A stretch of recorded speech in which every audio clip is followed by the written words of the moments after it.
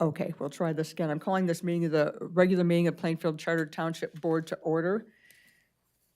Our supervisor, Tom Coleman, is not with us tonight, so if I could get a motion to appoint President Pro Tem for the evening. I move to appoint Susan Morrow as President Pro Tem for tonight's evening.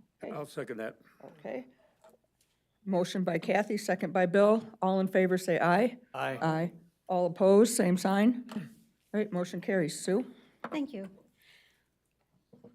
And thank you for coming to our meeting tonight. And the meeting will be started with an invocation by Frank Pfaff, and then we'll stand and have the Pledge of Allegiance. Everybody bow our heads. Dear Heavenly Father, thank you for bringing us all here safely tonight, Lord.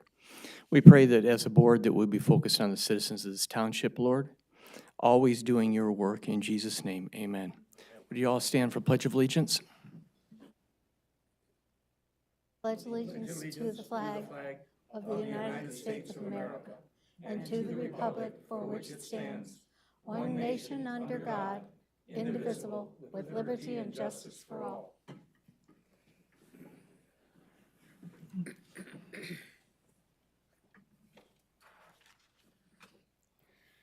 Thank you, Frank. Public comments are next on the agenda. This is a time when you can come to the microphone over here and give us your name and address. And please discuss things that are not on the agenda. If you're at the meeting for something that's later on the agenda, we'll call on public comments at that time. So is there anyone who'd like to speak to something other than what's on the agenda? Sir, you can go to the microphone, please, and your name and address. Good evening, my name is Alexander Kovalenko. I go by Alex for simplicity reasons. I live at 2152 Northridge Drive, Northeast in Grand Rapids, Michigan.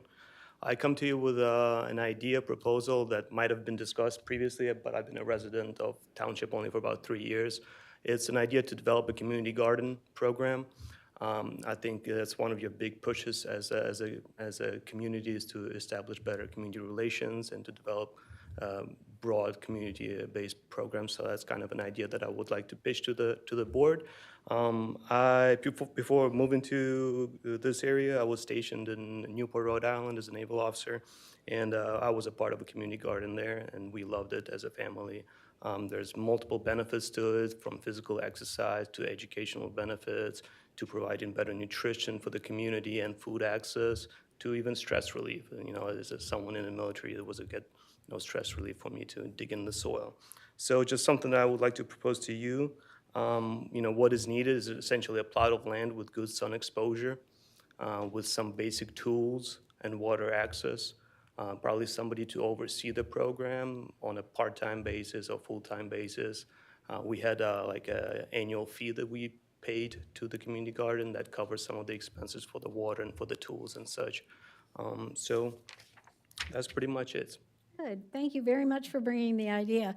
This man next to me is Cameron Van Wingarden, and he's our township superintendent, and he will be in touch with you. Thank you very much. And you wanted to be recognized? Thank you. It's a pleasure to be here. I'm Rachel Hood. I am recently elected as a state representative for the newly drawn 81st House District, which covers the southern portion of Plainfield Township. So I wanted to come and introduce myself and say hello and thank you for your service. I have some contact information that I'll leave behind for you so you can be in touch if there's anything that we can do to represent the township at the state of Michigan. Thank you very much. I'm already on your email and good. I've gotten a couple of information, and it's very simple and easy to read, short and sweet. Well, thank you. I encourage others to join up. We can go to the state of Michigan's website, search up myself, and you'll grab that information and be able to sign up. Thank you. Good. Thank Yeah. you. Great. So I'll leave behind some business cards, and this has my personal information. Then I have a small stack of business cards with updated office information as Wonderful. well. And Thank you very much. give those to Bill here. Thank you. Is there anyone else in the audience who would like to discuss something not on the agenda? Okay, we'll move on to the agenda. Oops, excuse me. Alex, before you leave, could you write down your contact information for me? Okay, thank you very much. The next subject on the agenda is the consent agenda.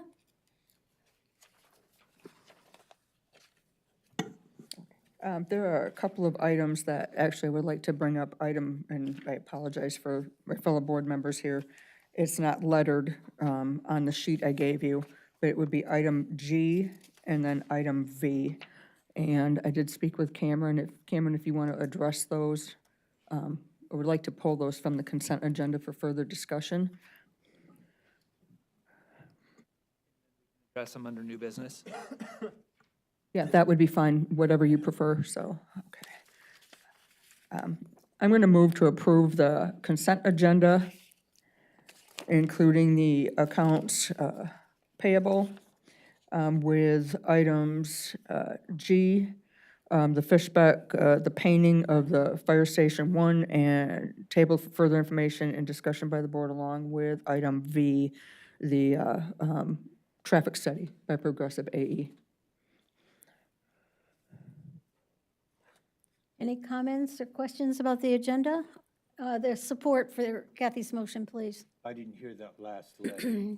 It would be item D. V, Oh, as in V. Victor. I didn't know it went that high. Okay, Yeah, I'm sorry, it's towards the bottom, Jack, the fishback, okay. excuse me, the Progressive AE traffic study at Plainfield corridor. I will second that. Any discussion on the motion? I'll second it. We have a roll call vote, please. Okay, Mr. Hagedorn, Yes. Mr. Pfaff, Yes. Mrs. Merrill, Yes. Ms. Beatty, Yes. Mr. Brinkman, Yes. Ms. Postma, yes. Moving on to the new business.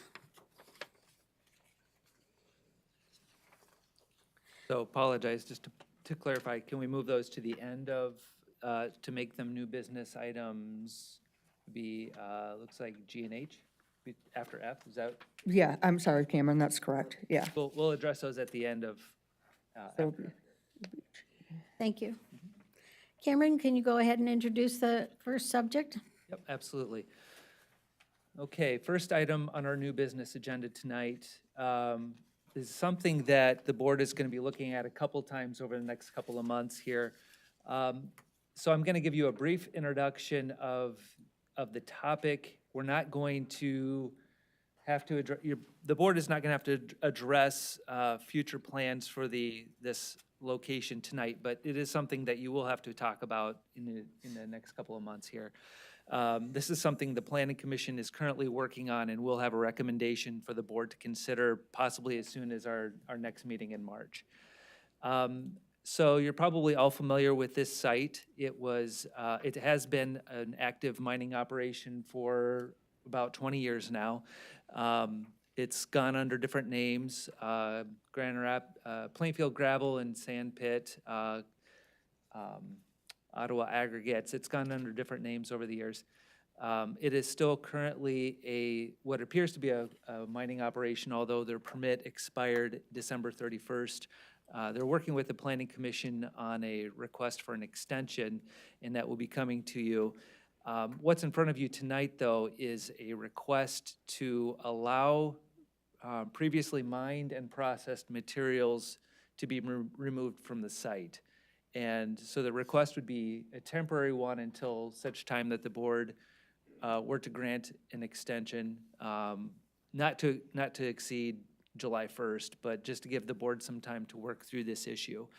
And the rationale is, honestly, this caught off guard some of the suppliers that use this site for sand and gravel, including Kent County Road Commission, our own water department, other contractors that are in need of these materials.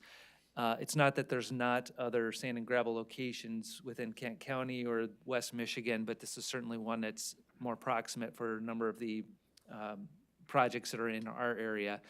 And so this is as much a request on behalf of those that use the material as it is for the actual owner of the mining operation. So the request in front of you would be a temporary allowance to haul material off-site for those types of conditions between now and July 1st. And this is very similar to what we've done in the past for other mining operations, including Grand Rapids Gravel, who's had numerous extensions in the past for their operations as well. Pete, that's the general gist of what we're talking about. Would you like to add anything else to that? Only in as much as that Planning Commission has forwarded you a favorable recommendation to this procedure. From a practical standpoint, this just furthers us along to getting this site done with, which I think is the goal of everybody. In March 13th, I expect you will probably be seeing the Planning Commission recommendation to the board at such time. They're still working out a few final details in the ordinance to amend and the covenant agreement for restrictive deed restrictions on the site. Cameron pretty much summarized everything else very well, so I don't have anything to add, but if you have any questions for me, please let me know. Thank you. Are there any comments from the public on this subject? Yeah, please go to the microphone and give us your name and address. Hi, I'm Jim Dykema, 3710 Wild Rose Lane. Longtime listener, seldom commenter. But I don't understand the Plainfield Township staff's recommendation of a minor amendment to the Plainfield gravel and sand pit. And I take exception to Cameron spelling out Grand Rapids Gravel being allowed to have amendments. We were shut down because we didn't have the permit. And we were shut down for months. And until we got our permit, were we allowed to begin again. And we asked for an extension, and we were told no. So I don't understand that it was the PUD that was approved in 2019 had conditions. Number one, the first condition states a soil removal permit shall be in effect prior to and during all soil removal operations or activities on the site. If it was important enough to be the first condition of more than 30, and now we are led to believe we should call that a minor amendment to allow Plainfield Sand and Gravel to go start hauling material offsite, is a sorry attempt to downplay what the staff is asking you to approve. Condition 19 states, no material of any type shall be hauled onto the site for disposal or processing at any time except a maximum of 100 or 10,000 tons of material necessary for processing products meeting Michigan Department of Transportation specifications may be hauled onto the site. The price list that Plainfield Pit has over 10 products that aren't naturally occurring on that site that they're selling. So how do you go about doing that? And it's never been approved to change that. So the fact that there is some concerns about the threat of the state Supreme Court says he can do it, or PA 113, an applicable case law about very serious consequences, he created the problems. He knew 3 years ago that his permit was going to expire in 3 years. And now because he hasn't taken into effect what he should have been doing, he's hauled thousands upon thousands upon thousands of yards of material onto that site. Had he used the material that he had on site already to do the grading, you wouldn't have all this excess material.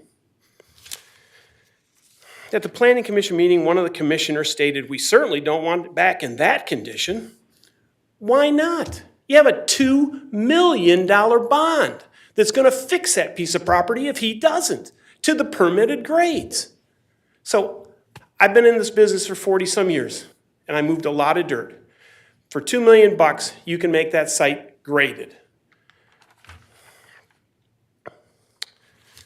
One last comment, if I have time, and there's some photos here that show that the east property line in the permitted area was in phase 1 and phase 2, that there's a huge open sand area that's all restored in 2020.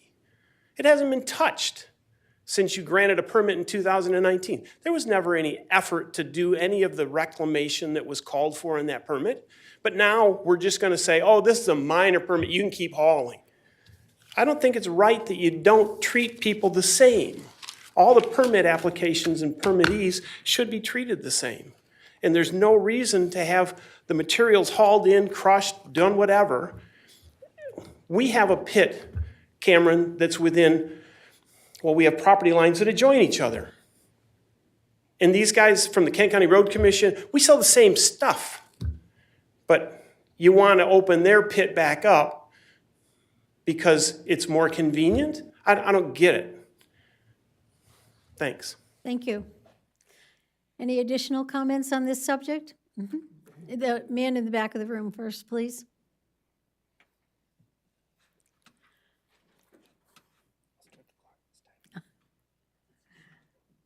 James Dykema, 43057 7 Mile Road, Northeast. This is nothing, we're all in this industry together. Materials are valuable, I certainly understand that. What I don't understand is how this board can consider a minor PUD amendment for this pit.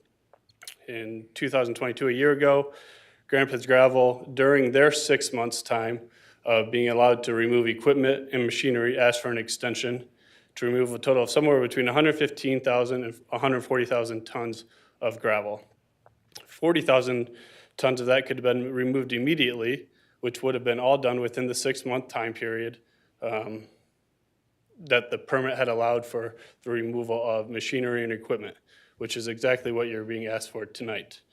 We were shut down immediately on that, shot down and said, nope, you've had enough time to do that. You shouldn't be able to do anything like that. We were denied because we had been there so long. And I realize even though we aren't discussing the overall extension of 8 more years of this pit, that calls for over 2 million yards for the removal. But 8 more years would be a longer period for 93 acres than Grand Rapids Gravel was ever given for over 600 acres of their PUD. That doesn't make sense, especially off the previous comments of you've had enough time for Grand Rapids Gravel. It doesn't relate the same. It's not treating people the same. I don't know how the board can justify and feel they are ethically working in the best interest of the township when you shut down Grand Rapids Gravel 1 year ago, even after GRG spent a significant amount of money, time, and energy to abide by their permit. I had to go to quarterly meetings with the community. In your consent agenda today, I've submitted a report. And then tonight you would start the process of granting an extension to a different operator that has broken no less than 5 of the 30 conditions they had in their permit from 3 years ago. And those have all been documented to the township of those conditions. So frankly, without the board rectifying their decision and giving Grand Rapids Gravel additional time to remove material from their site while we're developing it, because the Kent County Road Commission buys from us, the water department has bought from us before, contractors in this room use those materials within this township, and it creates a heck of a lot of tax money for this township. I don't know how the board has any reasonable justification to stand behind for this approval. Thank you for your time. Thank you. And you're next?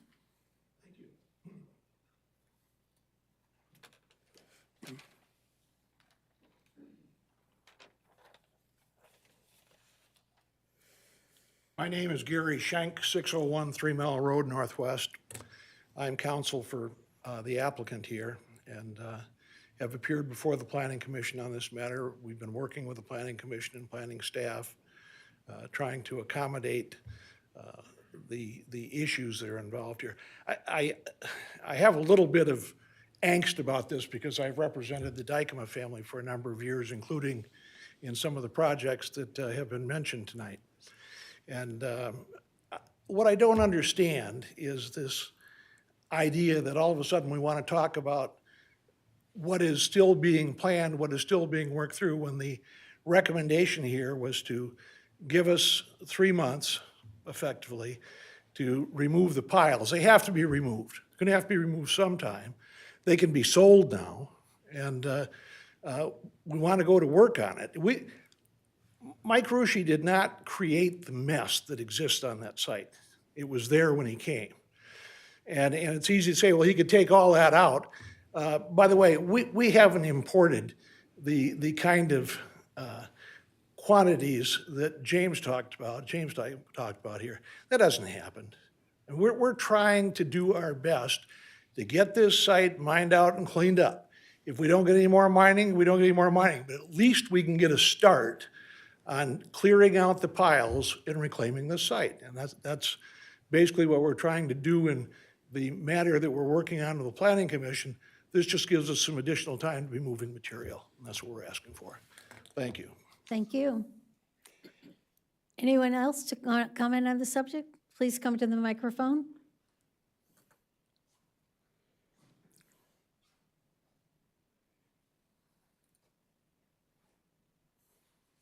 My name is Steve Dolder. I live at 5843 Linkside Lane. I'm one of those small contractors that use these mined materials. Whether it's from the Rushi pit or the Dykema development, aggregates are extremely scarce and valuable. I look at it from the standpoint of those rocks that get taken out of there, go to Dykema excavation, Grand Rapids gravel, Coit, to Cannon Concrete. They employ people in the community. I employ people in the community. And all those people pay tax bases if they have good jobs. There's a lot of dollars attached to the rocks. I think we should let them get mined and finish, especially while the development can occur at the same time. Thank you very much. Anyone else from the public have any comments? Go ahead.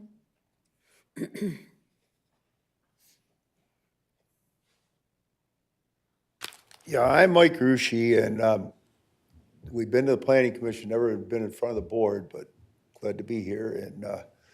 And all I'm trying to do is stay in business, clean it up, and they're giving us a tight time frame to move the material out, which we can agree that will happen.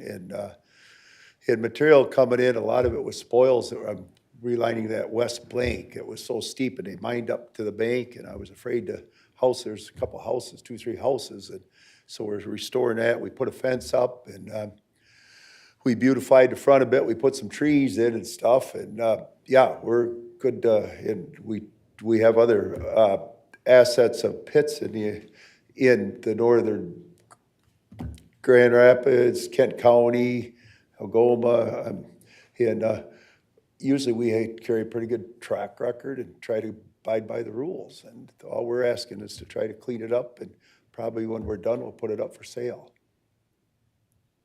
Thank you very much. Yeah, thank you. Anyone else from the audience? We'll close the public comments then and move to our board members. Frank, would you like to start?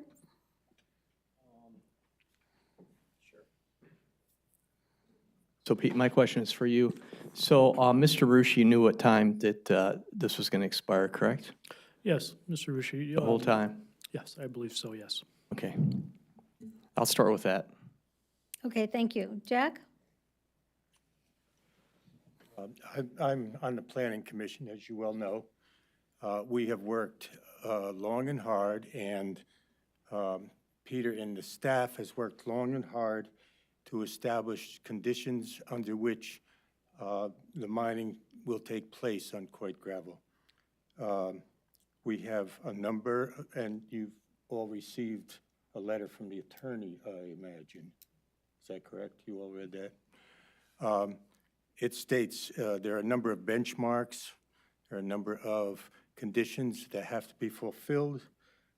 They asked for 20 years. They're going to be getting 8 if we pass that. I know that there has been some discussion here about we should treat everybody the same, but the 2 gravel pits are not the same. There is a very close neighborhood by the Boulder Creek gravel, where they, Grand Rapids gravel, took their gravel out. There are a number of homeowners in both in Bittersweet and Boulder Creek condos. And we did give them renewals, at least one renewal that I recall. I think the staff and the planning commission have done their time of firmness, and now I feel we should have a time of flexibility. Thank you. Mr. Brinkman? I'm just thinking, when I first came on the board 10 years ago, this was a big item on the board at that time. And we're talking pretty much the same story. I met Jim Dykema with his dad one time on delinquent personal property tax, if you remember that back there, Jim. I do. Well, you know, here is a valuable product, I guess. It's in our area. What would happen if you couldn't get the gravel and the sand for building? I asked the question of I guess, Cameron. What would you do then? I mean, that would kind of shut everything down, wouldn't it? There's no doubt that it's a necessary material for a lot of things, for road construction, for general building construction. We even use it when we're doing water main work. We're blessed with a great amount of gravel in this area, but a lot of it has been mined and a lot of the areas around it has been developed. So we're starting to run a little shy on how much is right immediately in our community. There's some that might be pleased with that. They'd rather see this activity end, but it's definitely a commodity that is necessary for the local economy. At some point, there won't be an active mine in Plainfield. They'll have to ship it in from somewhere else, just like other communities face. So it's just a matter of when, not if. Thank you. What's the big thing that the state government's always doing now? Let's get the damn roads done. And what the roads need gravel. So we should resolve this between them eventually. Thank you. Mrs. Baby? I still have a lot of questions, and I still need more information, and I think we need a work session on this whole topic, as has been discussed earlier today, not with everyone, but a couple of us have mentioned. So I would like to see this either tabled or considered as a work session next month, or give it a month grace so we can work out all of the details. But 8 years, no, I'm not ready to go there because of, I again want more information and comparative of how this is working. Thank you. Ms. Postmus? I think this is worth a little longer look at. I don't think we need to rush to just approve a minor amendment without hearing what the Planning Commission has to say as far as this other extension. The other thing is, at this point, I don't believe we've had any of the neighbors in that area, any comments from them or their involvement in it. And I know we had a lot of involvement, like James Dyke had mentioned, that he had to meet with the neighbors and committees for a while during that process. So I think we need to just maybe slow this down a little bit, and I would like to see this either tabled or postponed until we can hear what the Planning Commission has to say as far as their recommendation. Thank you. My comments are exactly as Kathy just mentioned, that I feel that there are just too many loose ends. We respect the work of the Planning Commission, and I believe this needs to be tabled until we have a recommendation from the Planning Commission. Do I hear a motion? I move that we table this to, I don't know what. March 13th. March 13th. I'll second that. Any discussion on the motion? I'll second it. Thank Yeah, you. but we need. Is there discussion on the motion? All those in favor, are we going roll call? A roll call vote, please. Okay. A roll call vote, Mr. Brinkman? Yes. Mrs. Merrill? Yes. Mr. Pfaff? Yes. Ms. Beatty? Yes. Mr. Hagedorn? No. Ms. Postmus, yes. Thank you. The motion carries. Thank you very much. We appreciate your attendance and your comments.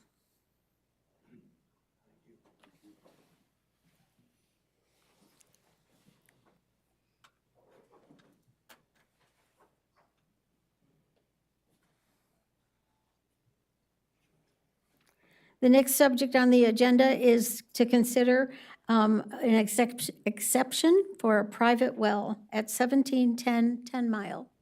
Is anyone here to comment on this subject? No comments from the public. Discussion of the motion at the board? Mr. Brinkman? No. I'm sorry, we need to put a motion on the table. Oh, okay. Okay, I move to allow a private well exception at 1710 10 Mile as presented. Support. Support by Mr. Pfaff. Thank you. Discussion of the motion? And the roll call vote, please. Hey, Ms. Beatty? Yes. Mr. Hagedorn? Yes. Mr. Brinkman? Yes. Mr. Pfaff? Yes. Mrs. Merrill? Yes, Ms. Postma, yes. thank you very much. The next subject on the agenda is to consider an ordinance to amend for proposed amendments to the zoning ordinance. Comments from anyone in the audience on this subject? Discussion from the board? Ms. Postmas? Is Cameron going to speak to this? Oh, let's have Cameron speak to this. Why Thanks, Al. didn't you push me? You were just rolling right along. It's your meeting, so I was just gonna let you go with it. I'm gonna let Pete talk about what we're doing with this one. What you have before you are the best darn ordinance revisions you'll ever see. Or maybe not, but essentially it's a cleanup. We promised the planning commission and I think the board a few years ago to do regular cleanups to keep our ordinances up to date. And that's what this is a culmination of. Essentially what we've done in here is cleaned up some old language in the sign ordinance, tweaked the non-conforming chapters so we have better guidance on how to manage when people remodel the interior of a building. They put a lot of money into it. It can get challenging when we start working with that. Define more clearly what to do with the build line when we have the MXU zone district.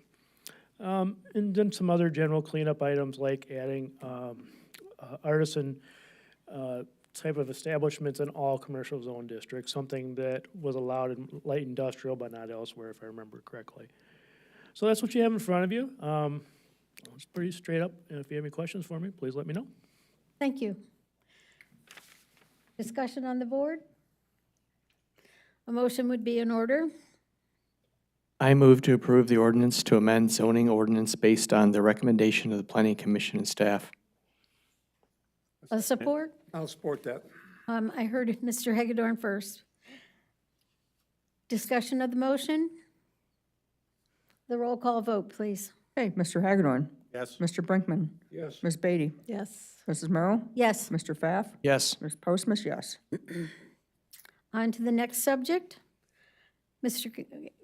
Cameron, would you like to introduce this subject? Absolutely. It's time to talk roads, folks. It's February, which means the potholes are opening up terribly. You probably noticed it as much as I have. They're if there's a pothole, it's opening up, right? All the roads are feeling the freeze-thaw effect right now. Road Commission explains that, this time of year, the ground's frozen, but, the surface might not be. That water permeates under just a little bit, enough to get trapped under that pavement, and up it comes. So it's time to start fixing some potholes and beyond and work on our roads. So let's talk about our next road plan. As you guys are well aware, a few years ago, we decided to do a rolling 3-year plan. And it's beneficial for us on a planning perspective, but it's also beneficial for residents to see and anticipate, when they're complaining about their road, how far out is my road before I'm gonna see a significant fix.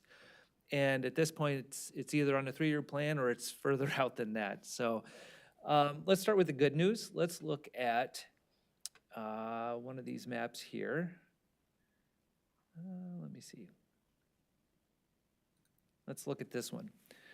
So let's talk about what we've done over the last 3 years.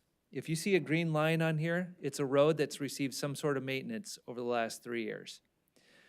And you can tell that goes corner to corner throughout the township. We've covered a number of areas, a number of neighborhoods, and this is just local roads. This does not count the county primary roads, the state-funded roads, or the federally funded roads like 131.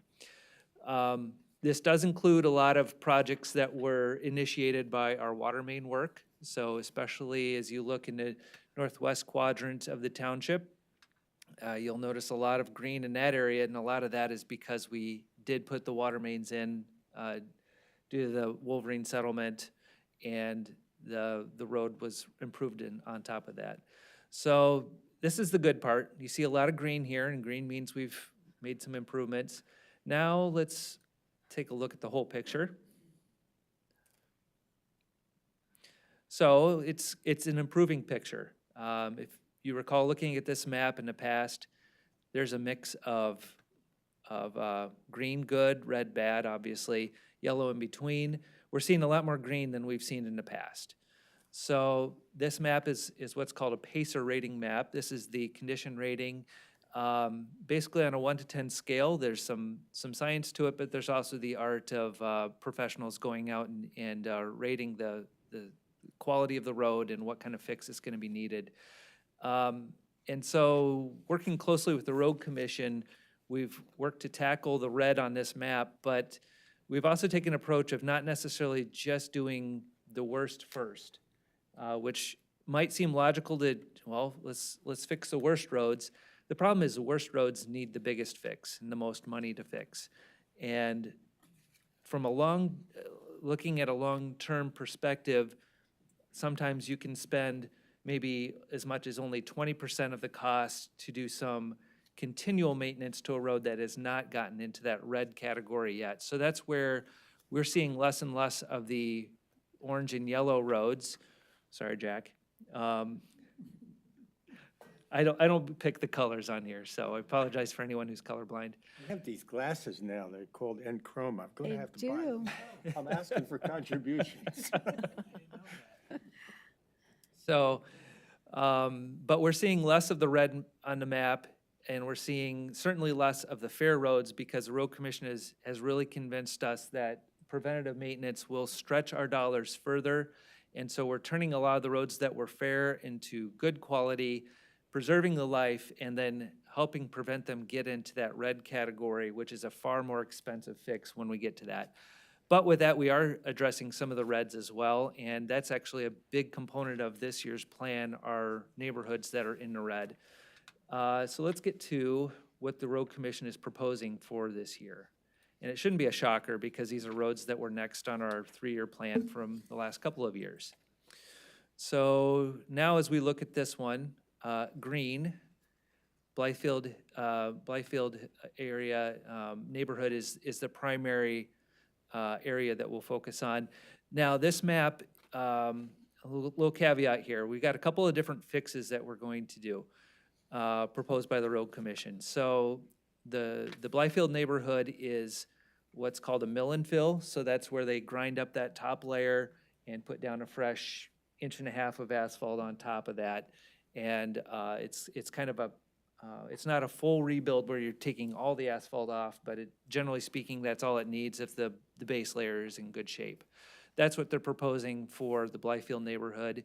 Also, we've just recently done some water main extensions in the neighborhood just to the west. And so it's time to fix those roads on top of that water main work as well. You'll notice to the north on Packer, we did water main work there recently too, and we've actually repaved this road. The Road Commission is calling for a chip seal. So this is not grinding anything off. This is, as Jerry Byrne from the Road Commission would explain, it's like putting a fresh coat of wax on your car. This is a preventative layer to help protect, keep the water out. Water is the enemy of asphalt. It gets into cracks, it expands, especially this time of year, freeze thaw, breaks it up, pushes it apart. That's why you see a lot of popping right now and cracks in our roads. So they want to put that chip seal on those roads there as a preventative layer, and that's something that they've really pushed the last few years as well. Is we do a major overhaul of a street, let's come back a couple years later and do a little top coat to it that helps protect it and make it last longer, stretch those dollars as far as possible. And then we look down more in the 5 mile area, between 4 and 5 mile mostly.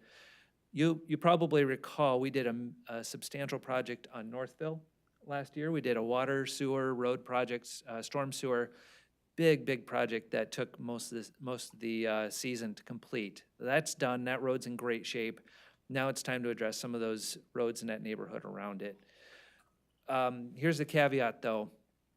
Not everything you see in green can be funded with what we have planned from our general fund and match from the road commission. So the $750,000 that we have budgeted plus the match from the road commission for a total of $1.5 million will address most of what's in the green, but not all of it.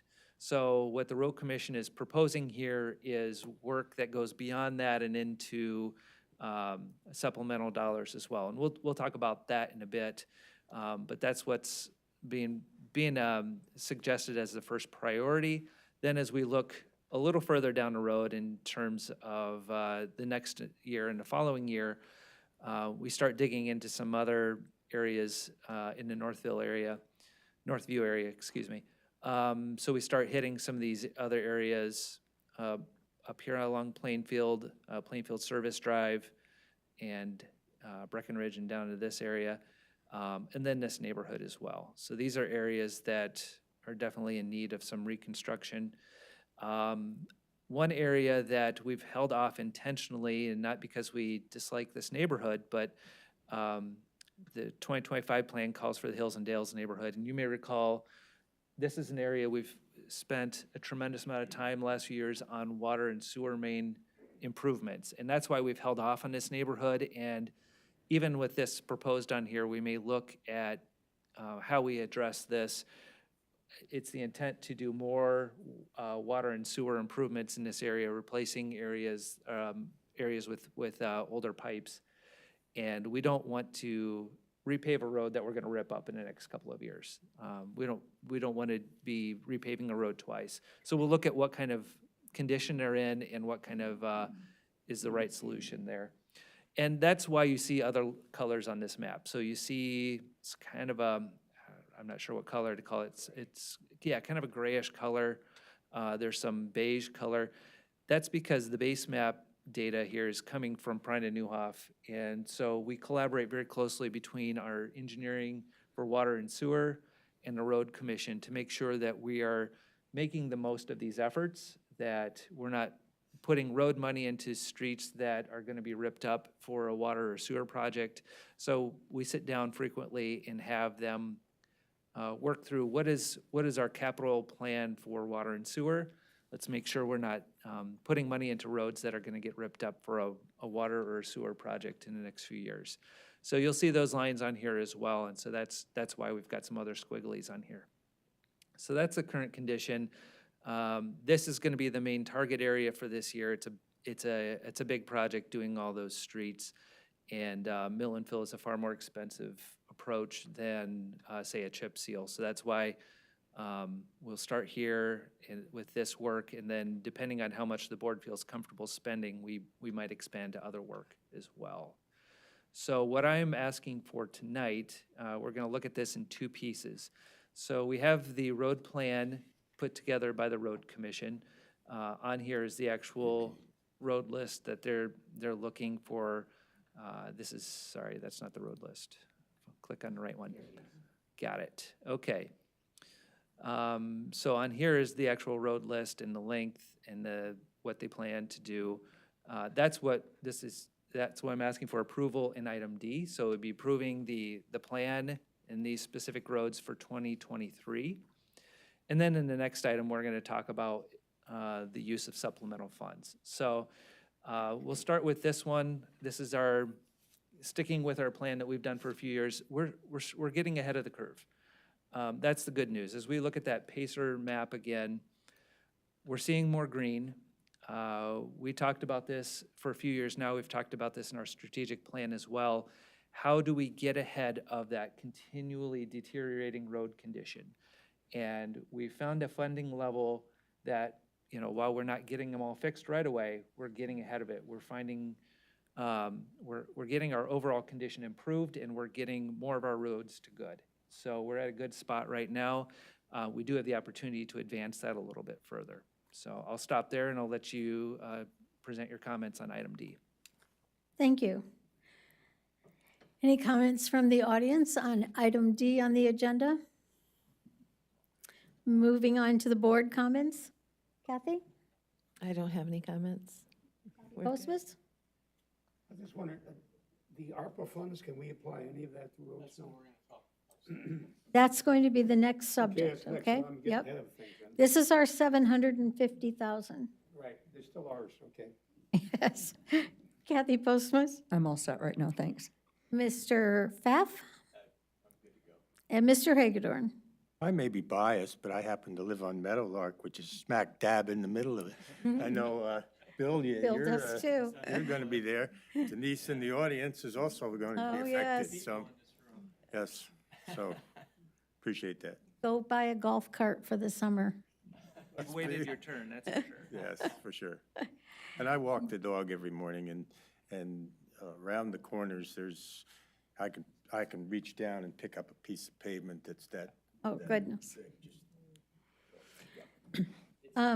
This subject doesn't need a motion on it. It's just for information, right? So for item D, I'd like a motion to approve this so I can get those work orders signed back to the road commission and they can get this bid out as quickly as possible. Okay. A motion would be in order. Okay. I move to approve the 2023 local road maintenance work plan for the Kent County Road Commission. Support. Support by Mr. Pfaff. Discussion? All those in favor signify by saying aye. Aye. And those opposed? Motion carries. And the next subject, Mr. Van Wingarden again? Yes. Okay, so still talking about roads. Now I want to talk about an opportunity that has been presented to us. We need to talk about what our plan is for our ARPA funds. And my intent was to talk about that at a workshop, maybe in April. But Jerry Byrne came to me and said, as we look at road projects, he thinks this year is the right year. If we're thinking about doing ARPA, this is probably going to be a better year.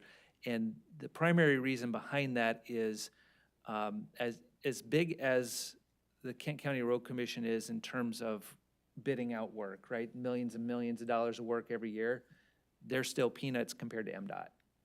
And MDOT is not doing a lot of work in this region this year. And so it's his belief that contractor availability is going to be stronger this year than typical. Pricing of the material is always subject to so many other conditions going on in the market. We've all experienced that. So that's going to float around based on whatever the material cost is, but the labor availability and pricing might be advantageous this year. So he has asked us to consider if we are thinking about using any ARPA funding towards roads, this might be a better year to do it. Now, as we look at that, we want to take a bigger step back and take a bigger look at what are all the ARPA priorities, what are the things that we want to look at. And so my intent is to do that, but I want to put this on your radar as something that we can do, and especially as we look at how we're coming with this plan to address our roads.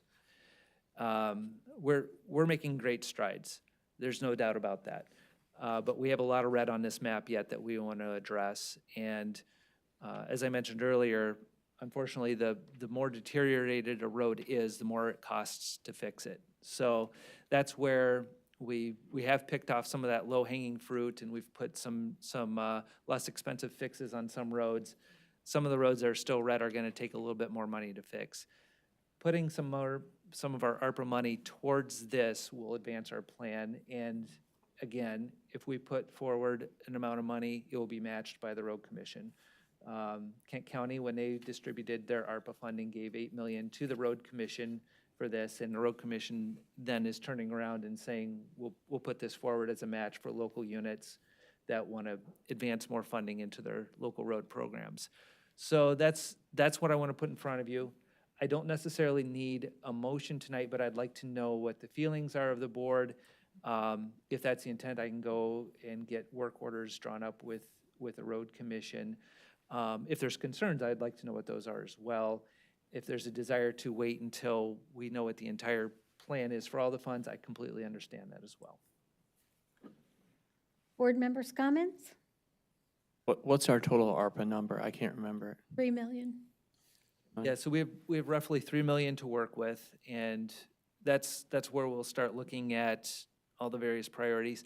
What I had in mind was $500,000 for roads. That'd put another $1 million of work this year, which would really move us forward and advance our program in terms of improving our road quality. And I think at that point, then our $750,000 is going to take us pretty far for a number of years.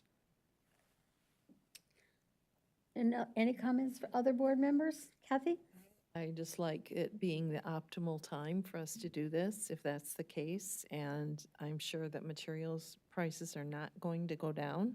So if this is the optimal time, then let's do it. But as I understand you saying that you're going to draft up the work orders, we're not necessarily approving them right now. We're simply exploring. Correct. If there's objection, I'll know we'll stop the discussion there. But if there's desire to move forward, then I'll have just as the prior item, I'll have specific work orders ready for your approval. I just need some direction here. Not to exceed 500,000 Right. from From our the side. ARPA From funds. Yep. ours. Yep. Any other comments, questions for Cameron? Kathy? So if we put 500,000, then road commission will match 500,000. So we'll have another million in on top of 750, so 2.5 mil, correct? Okay. Yeah, I think, these are things that obviously we need to get done. My question is how soon can we sit down and talk about the use of all of our ARPA funds and where we should apply those? So I think that's something important that we need to get on top of. Yeah, absolutely. I've been waiting for an opportunity when we have all 7 together, and we haven't had that in a little bit. But now that it's settled where Kent County is putting their money, as soon as we can get a meeting together with all 7, we can start looking at that. We have some ideas as staff in terms of what might be a priority to look at, but we can. Yeah, that's what I was gonna say. I know the roads are huge, probably number one, but I'm just trying to remember the other things that we talked about. And so I'd kind of like to have a little bit of a list on those other ones. Yep, absolutely. Do you have a date in mind for us to do that, Cameron? So we can take a look at that in March. I'm looking at the March 13 agenda is already getting kind of full, so maybe we'd make it the work session, because we're going to do a infrastructure work session, and we can make it a combo, cover both items at the second meeting in March. 2 meetings in March. Correct. That's Okay. already our plan. Yeah, is- we're already is 2 having meetings in to. March, and so we could look at that along with infrastructure. Okay. Any more questions for Cameron? So Do you have your marching orders? I'm hearing a green light that this is something of interest. Okay. So I'll work on something specific, and we'll discuss that in March. Does anyone feel that we need to put this in the form of a motion, or do you I feel don't think that that's you've what got he your wants, orders? right? I don't know that there's necessarily a motion to be Okay. made right now. I'm hearing consensus that there's interest, and we'll keep moving forward with that. That sounds good. Thank you very much. We tabled 2 things to the, Item F first. oops, I'm sorry.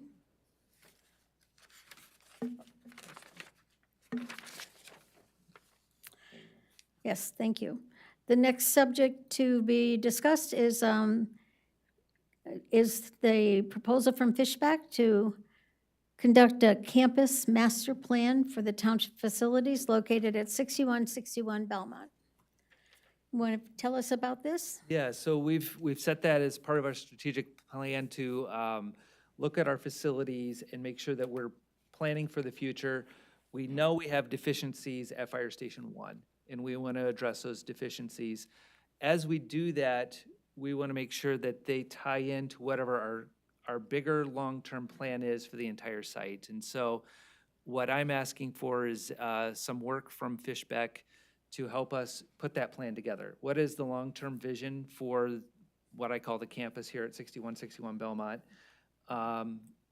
And we anticipate that the uses here today will continue to be the uses well into the future.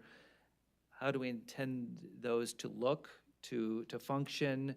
What changes have happened since this building was first constructed, approaching 40 years ago now? The look and the functionality of this building has changed over time. We find people using it differently. We know that there's things that we feel is already probably a little bit deficient in terms of safety, access for the public. Elections is a big change. That's something that we were already running into headaches this last election in terms of walk-in traffic. It's only going to be magnified many times over when when we're required to have in-person voting. And how is that going to look? Where is that going to be? What space is that going to tie up? So as we start to work through some of those issues, what's our long-term plan? And so that's what this is. This is not a intent to take on a specific project right away, but at least have our plan in place so we know what we want to look at down the road. So we're going to continue to have the fire department at that location? I thought you were asking, are we going to continue to have a fire Oh. department? Chief's You're out saying- there. We haven't really talked about that, Frank. Chief's out there That's kind of a gripping. new one for me. Questions from board members for So I Cameron? guess, yeah, so I guess, So I know it's not what we want anymore. It's not very functional. So obviously that's a priority as well. Are we gonna have it at that location? Have we talked about that as something? I mean, it can't be in its current I think, layout. Frank, you're getting the fire department confused with this building. 'Cause that's No, I'm two- not. two No, I'm separate- talking about, because, I mean, it's not very useful in its current state as far as the layout, right? Didn't we talk exactly, about that? it's- The building its useful life is well spent. Yeah, It's- that's what I'm, It's been modified a number of times from being basically a fire station with a residence for a family to Yeah. being a fire station with a residence for a couple of 24-hour officers, and now more that they've had to modify some of the living space. We're running into a number of issues. We have more female firefighters than Yeah. we've ever had, and so that's creating some challenges in that specific fire station. The trucks are bigger than they used to be. There's just so many so things. yeah, so that's what I was referring to, So we need to how we're look gonna at meet that, those all of that. challenges. So those will be some of the topics for the special The meeting, structure. the second meeting in March. Okay. Jack, questions? I've always appreciated, like, for instance, the loader unit, the phrase, the purchase of this equipment is an approved item in the 2023 budget. And I appreciate that phrase. And that leads me to ask the question about this particular item and the two other items that are coming off of the consent agenda. I had heard nothing about those in relationship to the budget, and I'd like to hear how that is. That's an excellent point, Jack.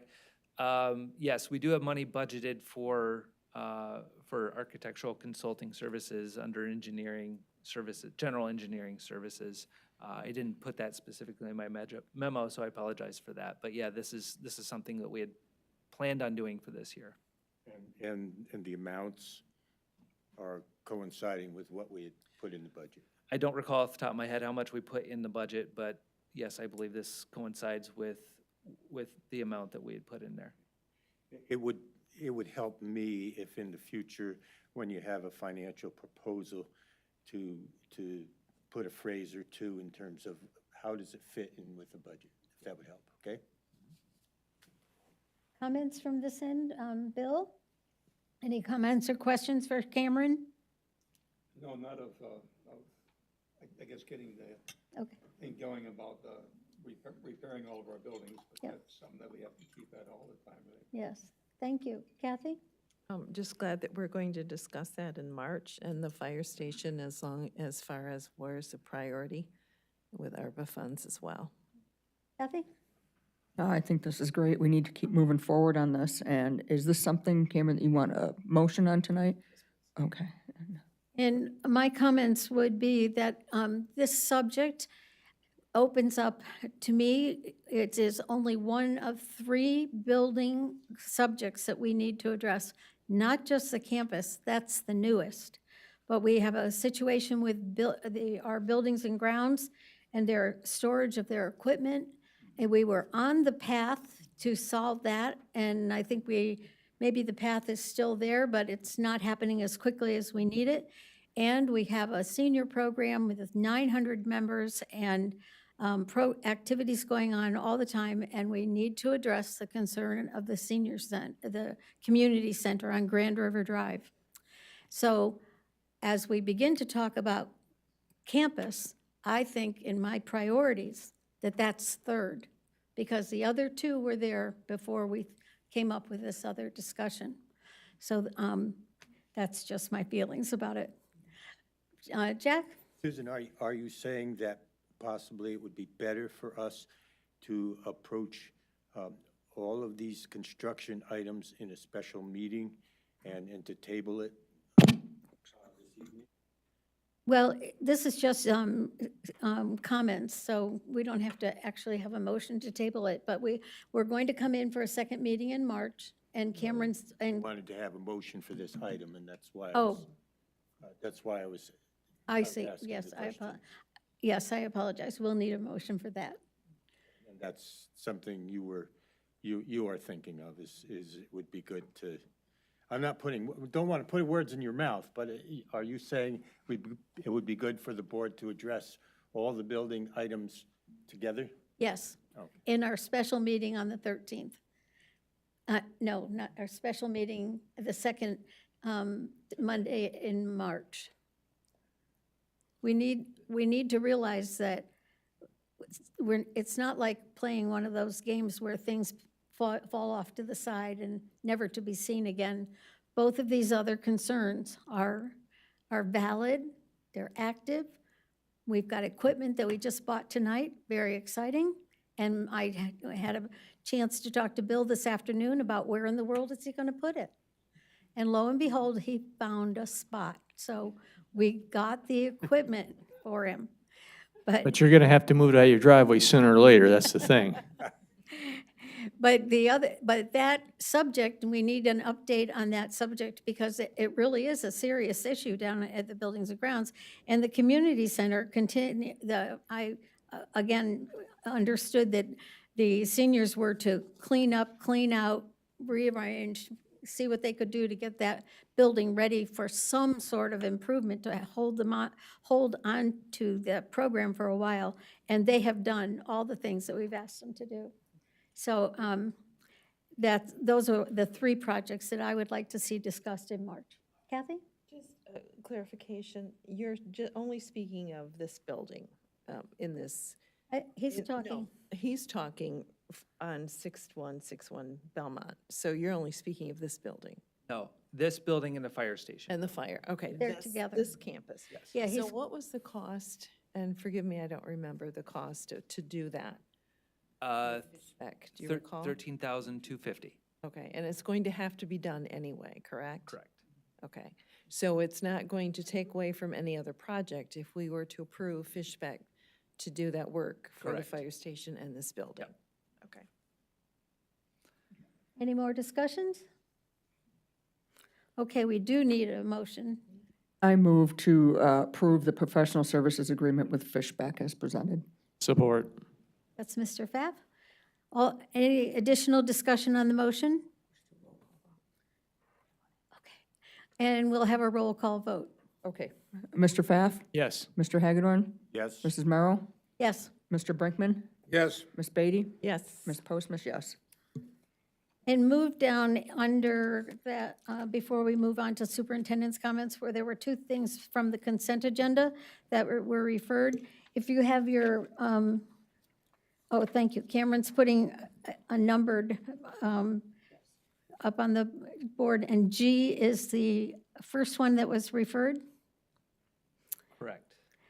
And this is to approve the apparatus bay painting project at Fire Station Number 1 for a total cost of $38,100, managed by Fishback and worked by Dave Cole Decorators. Tell us a little bit about the role of Fishback in this. Yep, so for a couple of years now, we've been changing the way we've been bidding things out on some of these building maintenance. We really focused on some of the improvements we had to make to Fire Station 3.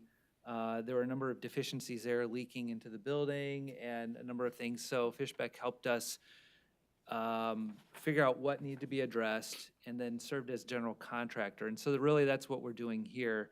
And so I understand that painting is a little bit different type of work than overseeing, say, roof work or fixing up some of the insulation and some of the other things that we had to do there. Really, it's an all-in service. They've kind of separated out some of the costs here, but it'd be $5,000 as a general contractor piece that applies on top of their subcontractor. So part of that is bidding out the work, which they've already done for us, and then overseeing the operations. They have included a $5,000 contingency, which I would be doubtful that we'd run into that. When you come into contingency, usually it's for, you don't know what situation you're going to discover. This building isn't so old that we should be discovering lead paint or anything of that nature. I'm not sure if there's any other chemical that the fire department would have used that they might be concerned about, but I really don't see us running into contingency. That's more standard language. So even though it's a maximum of 38, we're probably looking more at 33-1 without contingency. Comments from board members? A question. Is there a warranty with this Dale Cole Decorators, the painter? Does he provide a warranty? So I don't know if the painter does, but working with Fishbeck provides some warranty. Chief McKellar, are you prepared to speak to this one?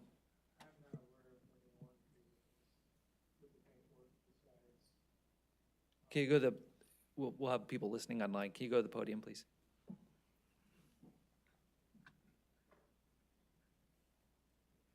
And my question, the reason I'm asking that question is we are questioning the Fishbeck cost in this. And if there's warranty with the painters, then I'm just curious how much we need Fishbeck. Thank you. Oh, there's a warranty right there. Warranty one, Limitation of warranty? yeah, Under no circumstances shall Dave Cole? Right there. yep.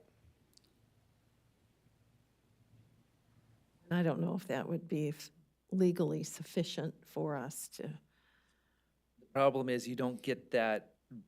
I don't believe we can, I'll have to check. I don't know with certainty, but I wouldn't imagine that this necessarily applies if we try to cut Fishbeck out now. I don't know that this necessarily applies. We'd have to rebid the project. Really? I would think so, yeah. Because in this circumstance, they're working as a general contractor.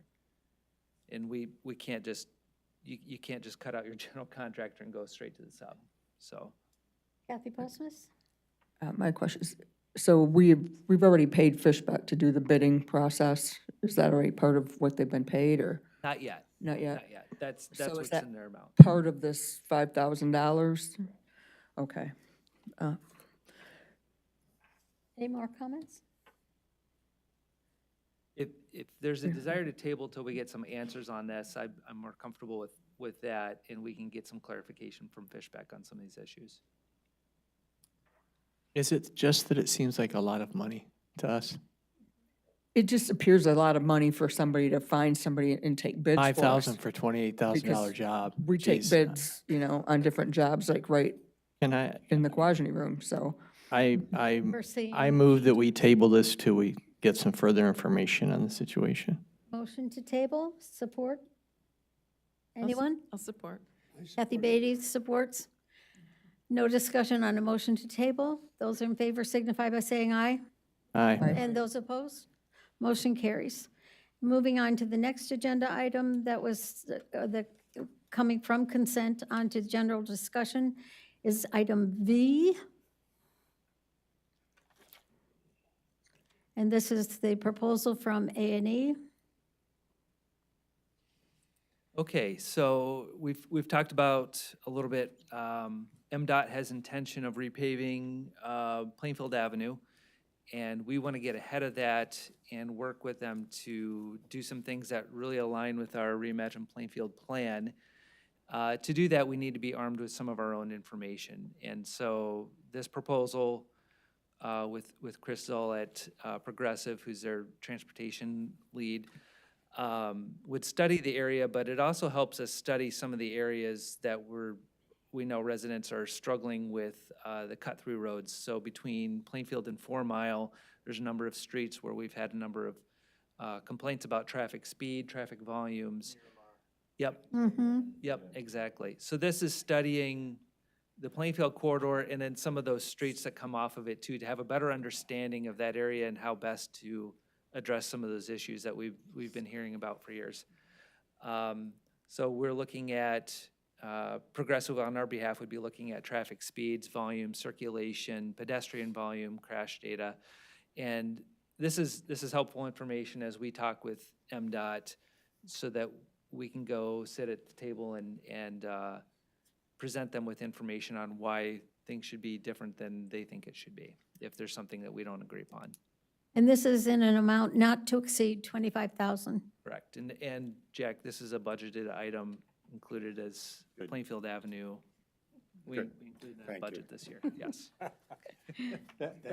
Any additional questions on this subject? I just have a comment, and I have no background in this, but we already know there's a problem with people going through those roads. So I'm not sure why we need a study to do that, like Miramar, and we know that that's an issue. So, But until you have the data, no one's willing to recognize that there's an issue. So you need to collect the data, you need to show the volumes, you need to show the speeds, you need to show the time of day. You need to have that and bring data in hand, otherwise no one's gonna give you the time of day. I guess it can't be anecdotal. Correct. It has to be statistics and. Yep. Thank goodness we have our own speed measuring sign, right? You can find out how fast they're going. Jack? Yeah, I'd like to speak in favor of this because if we do not come to the table with hard data, the state will design the road the way it wants to be designed, and I'm sure they have a good idea in their mind how much money they want to pay. And I have it in my mind a nice tree-lined street that has Michigan turns on it, and somewhat like Allendale, and so for us to, if that was what the township would want, we would have to come to the table with some kind of data, and I think this would be valuable. thank you, that's great information, thank you. Any additional comments? A motion would be in order.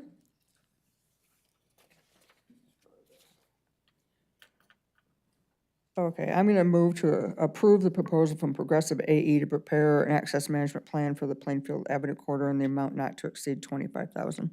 I'll support that. Support by Mr. Brinkman. Additional discussion on the motion? Thanks, Jack, for that All insight. those in favor signify by saying aye. Aye. And those opposed? Motion carries. Superintendent's comments. Jack, I'll know Allendale was your specific reference. It's a place you're quite familiar with, right? Yeah, I was finance director there like 15 years, so. So you've And lived they, this. and I was witness to it was a 2-lane road when I first had the job, and if you go down to Allendale now, it's just a M45 is just a wonderful drive, so.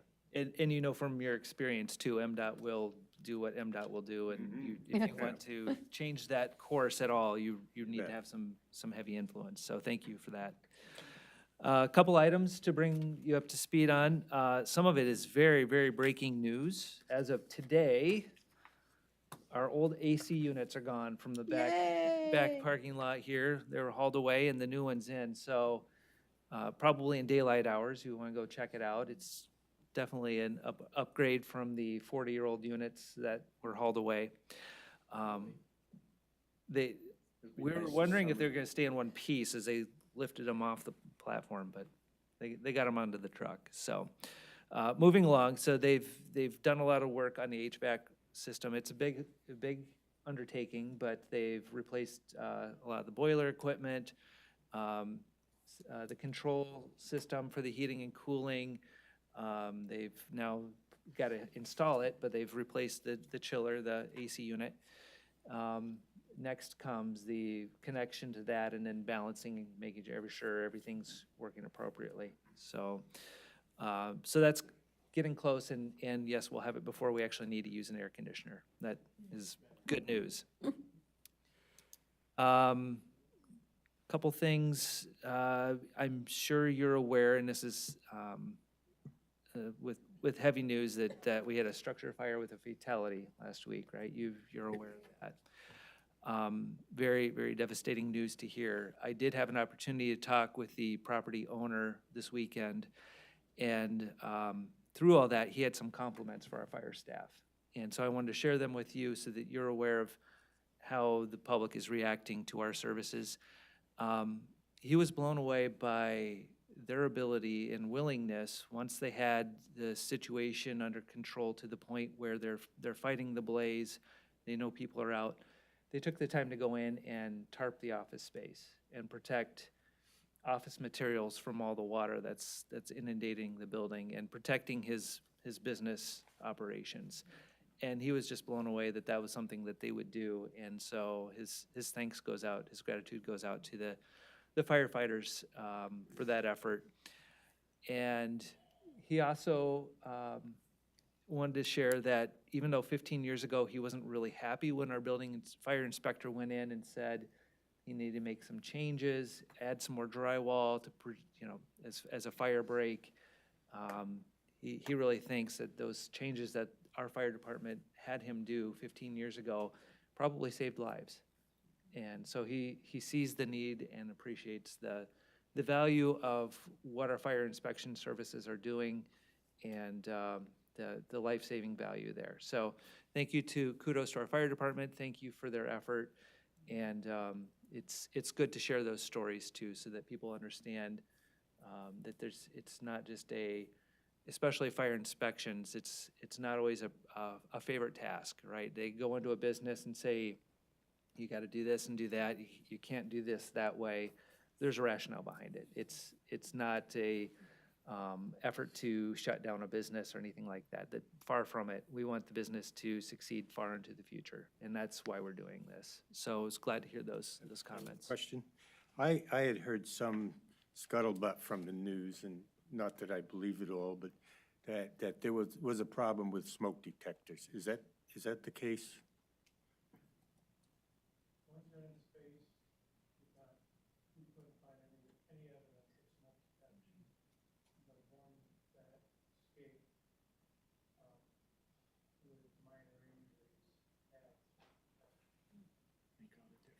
Yeah, and I had texted Cameron about that. That to me is a problem, and I don't know how many other rental properties have adequate smoke detectors. Do you have any handle on that? Is it okay for me to ask the audience? Sure. Because you pay his salary, yes. How's that? Well, he's going to the microphone. On Thursday, there's Coffee with a Cop, and they were talking about the importance of there must have been at least 30 people here in that room for that Coffee with a Cop.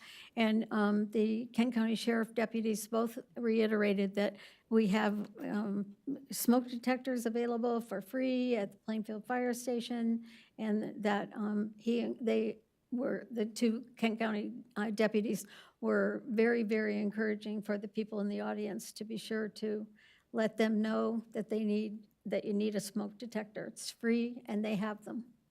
Yeah, we have the smoke detectors through, it's called My Prevention, through the state of Michigan, through the fire marshal's office. They have a grant, continuous grant, and we take advantage of that wholeheartedly. It's, we put them up. The only thing that the fire marshal asks us is that we document where they go and how many we put up.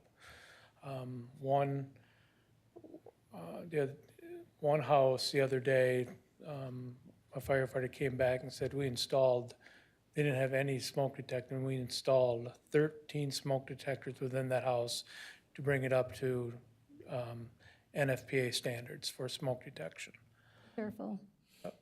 To answer your question, Jack, through fire inspections, we do get into the apartment complexes like on a 3-year rotation. We're responsible for the common areas, but we also have the property maintenance, make sure that they document the smoke detection in the residence living space, and we review those records, and if they seem lax on it, we enforce it hard. So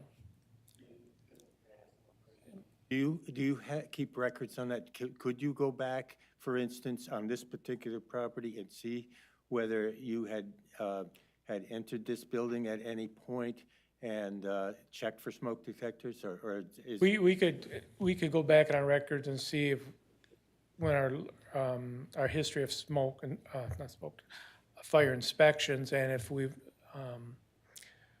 wrote violations for lack of detection. Yes, we can do that. Okay, that's, and again, I have to relate to my experience with Allendale Township. In Allendale Township, of course, they have a lot more property that is rental than we do, but they started a inspection program for rental specifically, and each rental property pays like $35 a year for them to come in and actually inspect for things like this. And I'm pretty familiar with that because I'm pretty good friends with the former fire inspector there that's now the chief of City of Walker. So, yeah, we've viewed that. Yep. And I don't know if that's something that's important for us, but it concerns me when we have a situation like this where, and obviously we can't hold everybody's hand, but I want to be sure that we try to keep up to date on requiring these smoke detectors for especially for these rental properties, because you know they turn over, and you know the tenants might grab a smoke detector and take them with them, and then there wouldn't be any, and you know, so I don't know how we can do that other than have a full-blown program like Allendale, but you might want to give thought to that, whether we have an adequate program to do that.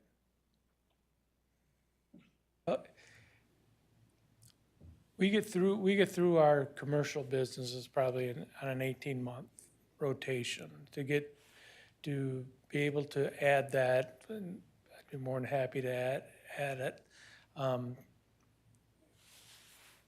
to make it a more robust type inspection that it's all labor intensive. So with only one inspector, that's why we put it, we have to hit, along with the commercial businesses, we hit like 3 specific type of occupancy on a 3-year cycle. One being we hit all the assemblies, not only once a year, but not assemblies, let me back up. We get into the schools on a 3-year rotation, which we're kind of pushing it because we don't have a lot of authority in the schools except for life safety. But they're very open with us, inviting with us. We get into all the religious facilities on every 3-year basis, minimum, and the apartments. And then the inspections, like I said, is every 18 months, except for public assemblies, which are like Cheers, Bud and Stanley's. We get into those on an annual basis, plus we do night inspections. I think the fire inspector was out this weekend because of Super Bowl. Try to get out there on big sporting events. Probably hit it next week for Daytona 500. So. I guess the only thing I'm asking, and this is not something you have to respond to me on, is maybe you would ask of your department, do we have a robust enough inspection system to prevent this kind of situation from happening again, or at least?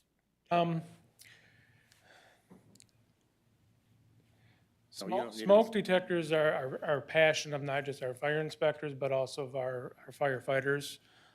We have one of the firefighters that kind of tracks that need from like Coffee to the Cops.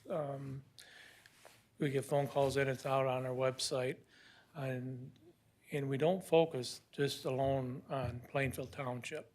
It's it's a state program. If we have calls at our neighbors, we give them, hey, would you like us to install these, or would you like help installing them? But our priority is to get them installed. Robust, I would love to have 6 more people out there, focusing on this, but that's manpower is what it is, so. Yeah. Thank you. Kathy? Oops. I was gonna say one thing. I'm doing ride-alongs with the fire department. I've had the opportunity, they've been on medicals and other calls, and I've watched those guys. They'll notice that if somebody has a smoke detector, like one medical went on, they had pulled the battery out of it because they were heavy smokers in their house, and they offered, well, if it doesn't work, we'll put a new one, can we help you out with this? And I know those guys really pay attention to that stuff, so we do have a great. I'm not suggesting they're Oh, not. no, I know, I'm just saying, it's like they really look This is not a for way it. of criticizing them. I know you guys are doing a great job. It's just that we had a situation. And then that's the sad part. It doesn't come to light until you have a bad situation, but the structure fire we had 3 nights prior to that, to death, if it wasn't for them having full-blown detection, I would have had probably, if not injuries, more deaths that night, because the smoke detector did their job. Actually, the one smoke detector that had batteries did the job, because we were in a power outage here in this area, and it was over an alcove, and the smoke detectors went off, and along with neighbors happened to see the fire, but they got them out. So it doesn't, the focus is on the negative situation, not the positives that, hey, we saved 6 people because the device did what it was supposed to do. So. Thank you. Thanks.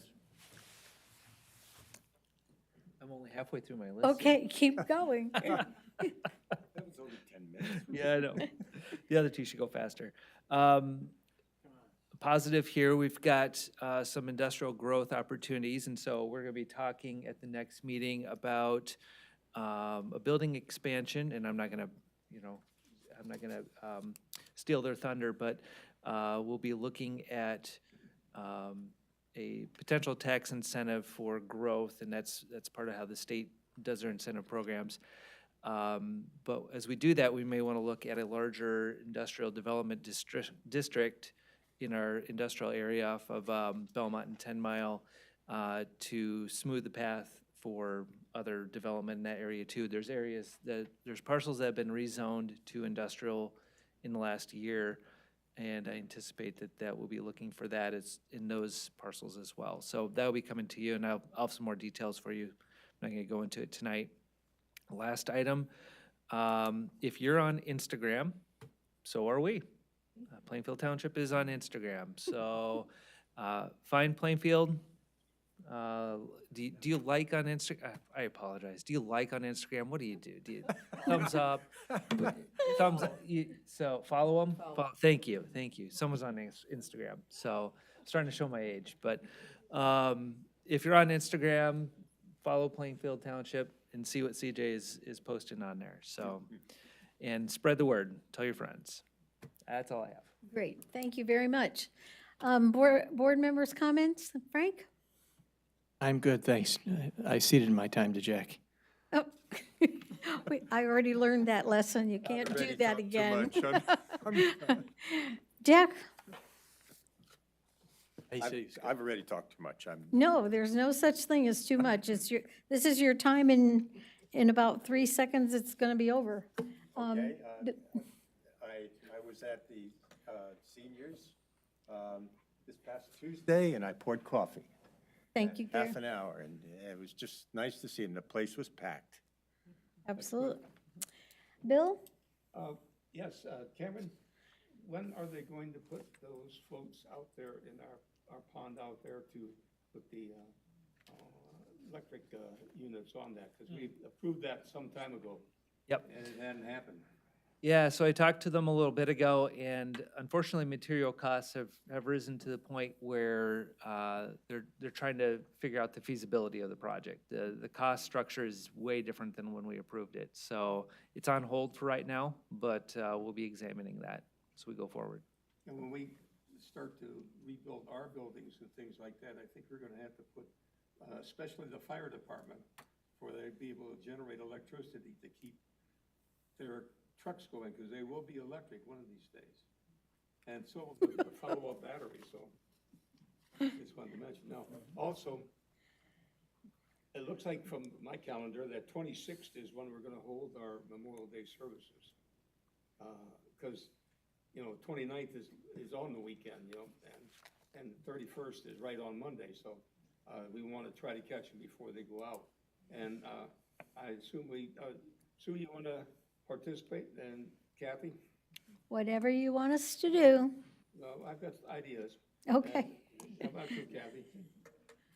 You're shooting are you able to sing the national anthem, Jack? I thought you were talking to Frank. Frank? Frank's more able to do that. We'll talk about a wage. No, I'll ask Ben Green for that, because he's got a great voice. But, Cameron, how should I handle this? I would normally let Coleman, open it, but he hasn't wanted to do that for some time, so I'm going ahead to start planning it without him. Is that understood? I think so, yeah. I think everyone's happy to turn it over to you to plan this event, Bill. Okay, well, I'll get her set then. I'm already talking to you.